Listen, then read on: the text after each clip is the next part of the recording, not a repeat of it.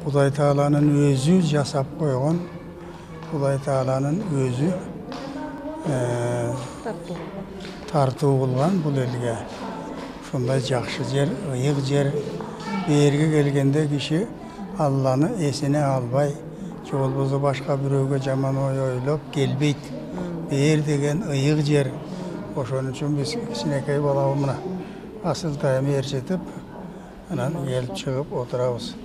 Мен барын көрдім, мен жас шағымда келген екемін. Бірақ андан бері көп жыл өтіп кетті. Мына азыр андан бетер жақына қайғылып тұрып, бардық бір керекті нәрселер, тышқа шыға тұрған нәрселердің бардығы құрылып қалып тұр.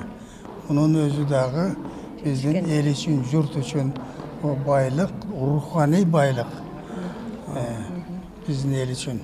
Біздің елімізге емнелерді тілеп кетеріліңіз да Қырғыз елімізге? Қырғыз еліне өнігішті, өсішті, ынтымақты. Ең башы елге ынтымақты. Бірі-біріне екі кіші жаман сөз сөйлемес керек. Урулар деген уже жойылып қалды, жақсы болып қалды.